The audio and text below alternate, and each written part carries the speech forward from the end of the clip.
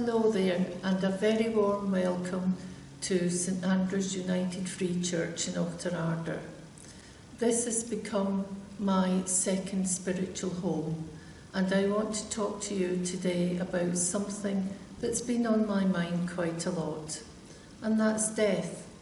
Now, not in a morbid way. It started last year when I lost a very, very dear aunt. This aunt had been to me like a second mother, because I lost my parents when I was still in my 30s, and this lady was my strength. She was a wonderful lady, but like my parents, she had no fear of death, because like my parents, she believed that she was going home. It's not about just finishing up under the ground or being cremated or whatever. They knew what it was like. They knew where they were going. There's a lady called Beth Moore, and she phrased it like this: these bodies that we have, they're like a coat, and when we die, there's nothing more than just putting the coat off and walking to be with Jesus. Now, this is a good thing to do. This is a good place to be. And at my aunt's funeral, I read a passage from Revelations chapter 21. And it said, "They will be his people, and God himself will be with them and be their God. He will wipe away every tear from their eyes." Imagine that. There will be no more death or mourning or crying or pain, for the old order of things has passed away. What a beautiful promise, and what a wonderful future awaits us. There is a saying amongst Christians that when we die, we are called home. This world is not home to us, and I'm glad about that. Now, we've just gone through Easter. We've talked about the resurrection. And there used to be a song a few years ago, and the group who sang it were called No Doubt. And Easter means there is no doubt.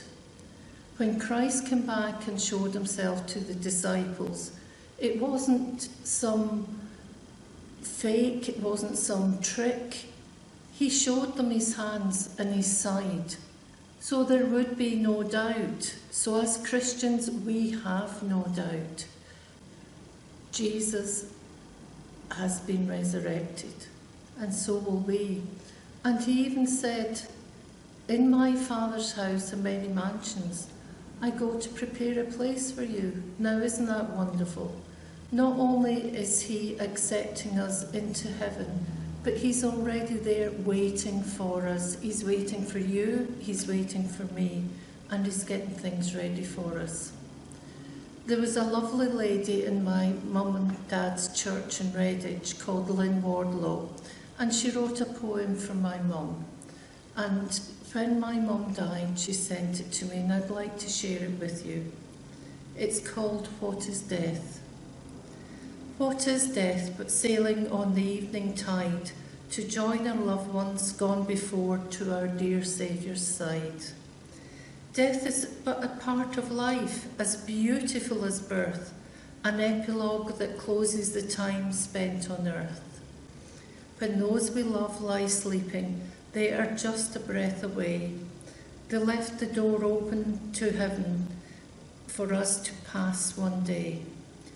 Grief must have its season, yet as seasons slip away, our tears must stop and peace return as the night gives way to day.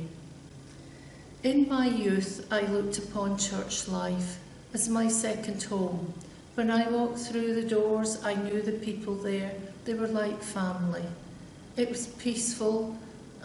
We weren't perfect. No family is, no person is. But I felt safe and secure. Later in my adult life, for many, many reasons, I seemed to drift away from that. I didn't have that anymore. When I retired, I came to St Andrews. I walked through the door, and I knew I was coming home. This is my spiritual home on earth. There is no condemnation, there is only unconditional love. We're all flawed, every single one of us, but God doesn't care. What God cares about is that we do love one another and care for one another. So I hope to see you someday so that we can give you a big welcome into our family, because one day I'm going to my real home. Thank you.